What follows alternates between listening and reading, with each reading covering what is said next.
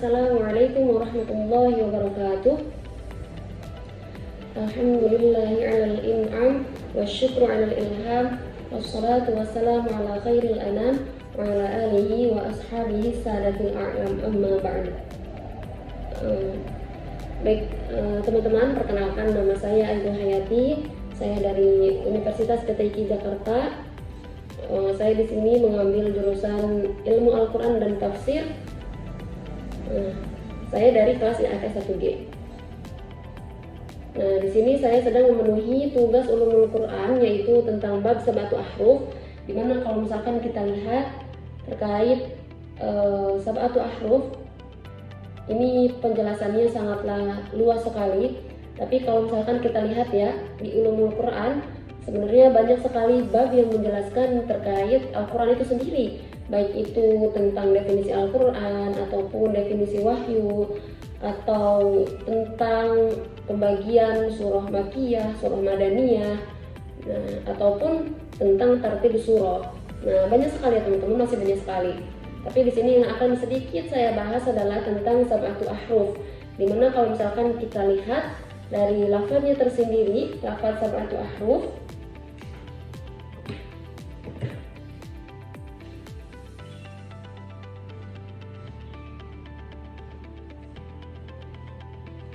nah, seperti yang kita ketahui, sab'atu ahruf, sab'atu 7 ya, ahruf bentuk jama dari lafaz harfun. Nah, berarti sab'atu ahruf ini kalau misalkan kita lihat dari lafaznya, maka itu adalah 7 huruf. Nah, kita lihat bahwa orang Arab itu memiliki dialek atau lahjah yang berbeda-beda, baik itu dalam langgam ataupun suara atau huruf-huruf.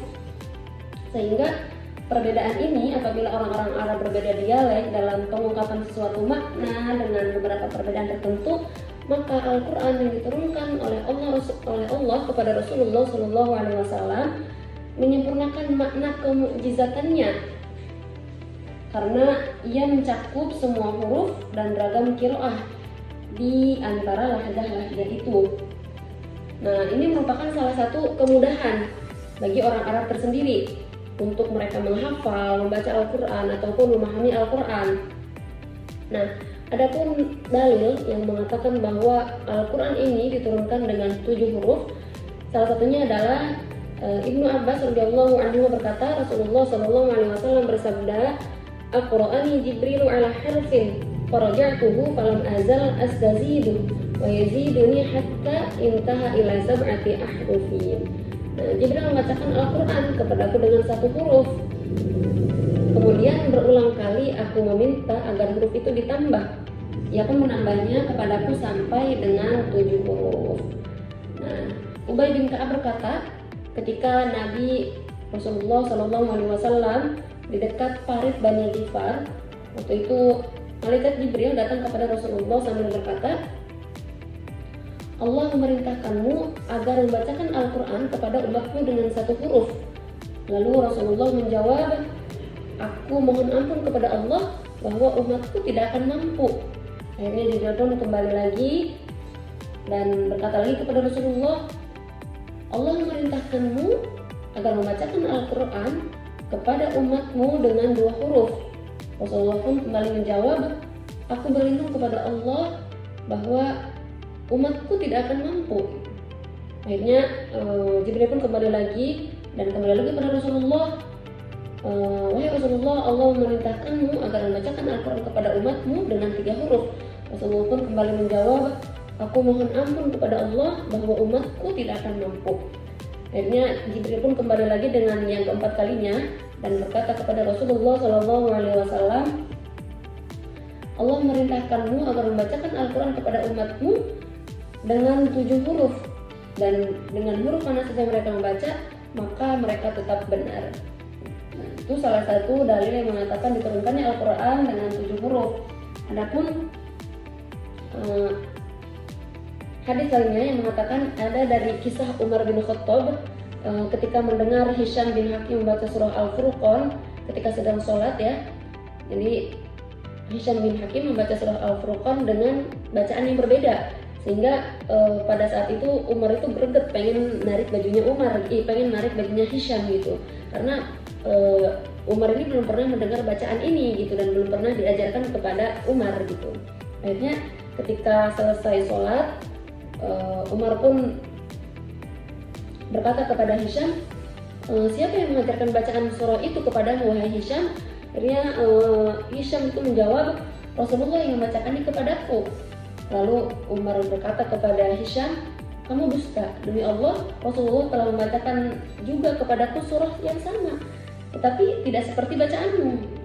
Kemudian akhirnya Umar membawa Hisham bin Hakim kepada Rasulullah. Akhirnya Rasulullah berkata kepada Umar, lepaskan dia wahai Umar. Dan akhirnya Rasulullah menyuruh Hisham untuk membacakan surah yang tadi dengan bacaan yang sama. Nah akhirnya Rasulullah berkata, begitulah surah itu diturunkan. Dan akhirnya Rasulullah pun kembali menyuruh Umar untuk membacakan surah yang tadi dan dengan bacaan yang Rasulullah ajarkan kepada Umar.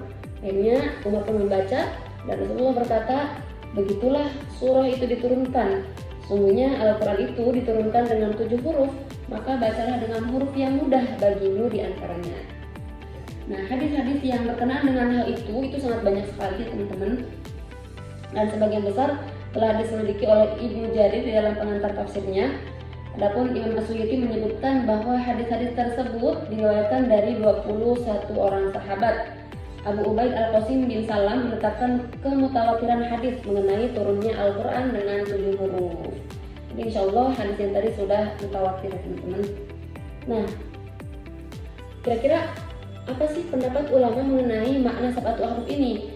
Nah ternyata para ulama itu berbeda pendapat mengenai makna sab'atu ahruf. Pendapat yang pertama, sebagian besar ulama berpendapat bahwa yang dimaksud dengan 7 huruf adalah 7 macam bahasa dari bahasa-bahasa Arab mengenai satu makna. Nah, artinya berarti jika orang Arab ini berbeda-beda dalam mengungkapkan satu makna, maka Al-Quran pun diturunkan dengan sejumlah lafaz sesuai dengan ragam bahasa tersebut tentang makna yang satu itu gitu. Nah, kemudian mereka juga berbeda pendapat terkait menentukan ketujuh bahasa itu. Dikatakan bahwa ketujuh bahasa itu adalah bahasa Quraisy, bahasa Hudzail, Saqif, Hawazin, Kinanah, Tamim, dan juga Yaman. Itu pendapat yang pertama. Nah, pendapat yang kedua, yang dimaksud dengan 7 huruf adalah 7 macam bahasa dari bahasa-bahasa Arab yang ada, yang mana dengannya Al-Quran diturunkan. Dengan artian bahwa kata-kata dalam Al-Quran secara keseluruhan tidak keluar dari ketujuh macam bahasa tadi, yaitu bahasa yang paling fasih di kalangan bangsa Arab. Meskipun besarnya dalam bahasa Quraisy ya. Jadi bangsa Quraisy ini bahasa yang paling populer atau disebut dengan ibunya bahasa gitu di kalangan Arab gitu ya.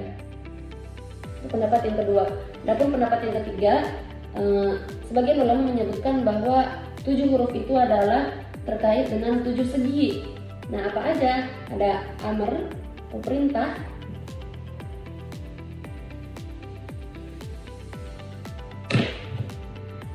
ada amr perintah, nahyu larangan, wa'dun ancaman, jadal perdebatan, qasas atau cerita, dan masal atau perumpamaan. Atau amr, nahyu, halal, haram, muhkam, mutasyabih, dan juga amsal. Nah, ada satu hadis yang diriwayatkan dari Ibnu Mas'ud, Rasulullah SAW bersabda, kitab umat terdahulu diturunkan dari satu pintu dan dengan satu huruf. Nah, itu kitab umat terdahulu. Sedangkan Al-Quran diturunkan melalui 7 pintu dan dengan 7 huruf, yaitu ada zajr atau larangan atau nahyu, amr atau perintah, halal, haram, muhkam, mutasyabih, dan juga amsal. Itu pendapat yang ketiga. Adapun pendapat yang keempat, segolongan ulama berpendapat bahwa yang dimaksud dengan 7 huruf adalah 7 macam hal yang di dalamnya terdapat ikhtilaf atau perbedaan. Apa aja perbedaannya? Yang pertama, ada ikhtilaful asma.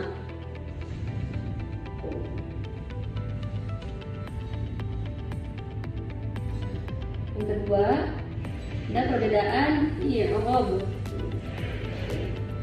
Yang ketiga, perbedaan tasrif.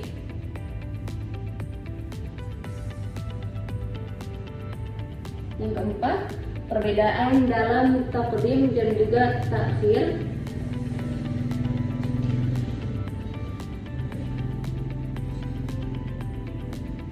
Yang kelima, perbedaan dalam segi ibdal.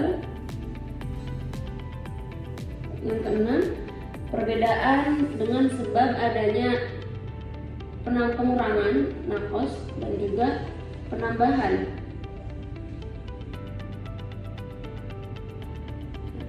Yang ketujuh, itu adalah perbedaan lahjah dengan pembacaan tafkhim dan juga tarqiq.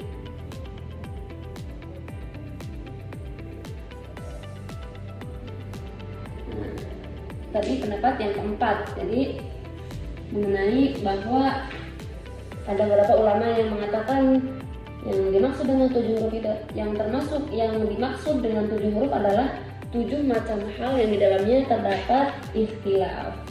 Adapun sebagian ulama berpendapat bahwa bilangan 7 itu tidak bisa diartikan secara harfiah, tetapi angka 7 tersebut hanya sebagai simbol kesempurnaan menurut kebiasaan orang Arab. Itu pendapat yang kelima ya. Adapun yang terakhir, ada ulama yang berpendapat juga bahwa yang dimaksud dengan 7 huruf itu adalah qiraat sab'ah. Nah, tadi itu ya beberapa pendapat menurut ulama terkait makna sab'atu ahruf.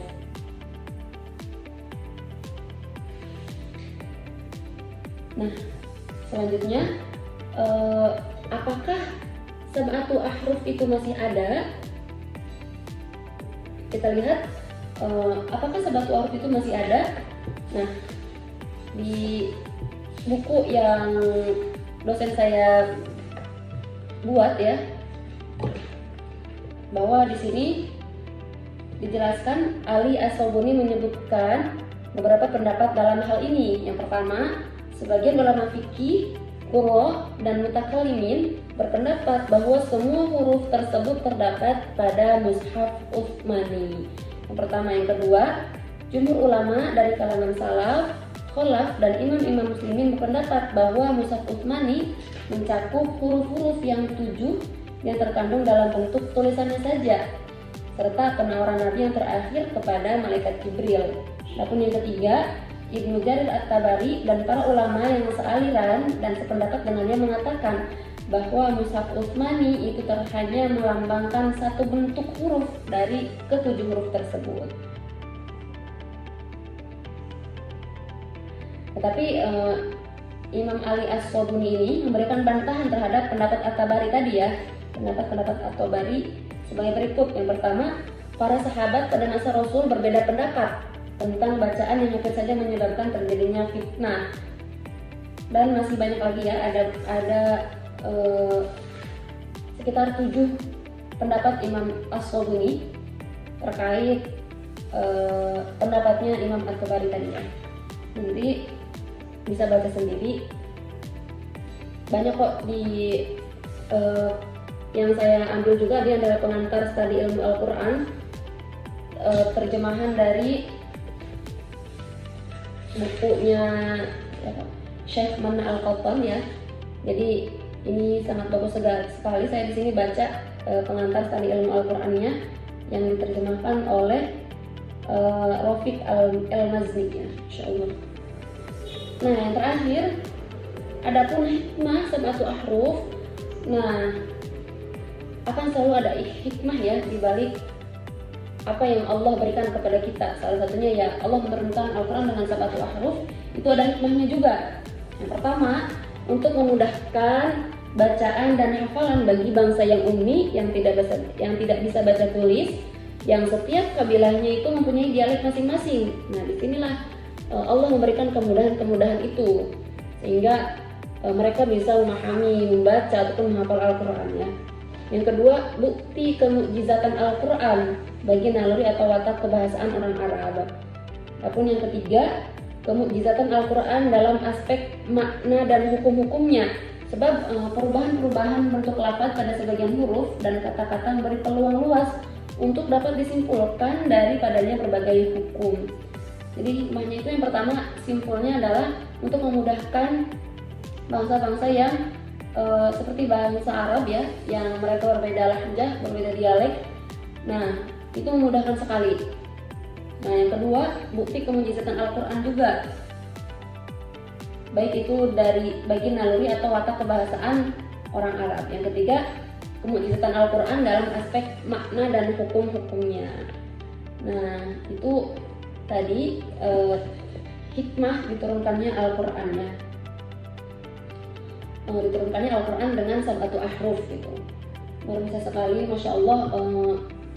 Ternyata ilmu yang kita dapatkan ya, yang khususnya saya cari, yang saya dapatkan ketika saya ibtidaiyah, tsanawiyah, aliyah gitu. Saya belum sampai ke sab'atu ahruf ini, tapi alhamdulillah ketika saya masuk di Universitas PTIQ Jakarta, saya berterima kasih sekali kepada Pak dosen Ulumul Quran yaitu Pak Syaiful Arif MAG. Dengan tugas ini alhamdulillah mendapatkan, khususnya saya pribadi, saya mendapatkan wawasan tentang Al-Quran yang lebih jauh lagi, yaitu Al-Quran diturunkan dengan sab'atu ahruf, dan juga masih banyak lagi ya buku yang beliau tulis juga. Ini sangat sudah cukup gitu untuk memahami Al-Quran untuk pemula ya. Ini sudah sangat lengkap gitu, luar biasa sekali. Terima kasih saya ucapkan kepada Pak dosen yang telah memberikan kesempatan ini. Semoga Allah terus menjaga Bapak gitu ya. Mungkin itu saja yang bisa saya sampaikan terkait sab'atu ahruf. Nanti terkait yang mau dikomentari ataupun yang bisa ditambahkan ataupun ada yang dikoreksi, saya sangat menerima sekali, karena saya masih pertama kali belajar tentang sab'atu ahruf ini ya teman-teman. Jadi saya sangat menerima koreksian dan juga masukan dari teman-teman semua. Insya Allah saya sangat menerima itu gitu. Bahkan saya sangat legowo dan sangat senang ketika ada masukan gitu. Ini juga pertama kali saya membuat video seperti ini. Semoga kedepannya bisa lebih baik lagi dan lebih bagus lagi. Terima kasih kepada Pak dosen atas kesempatan luar biasanya. Semoga ini menjadi pengalaman dan juga pelajaran baru buat saya.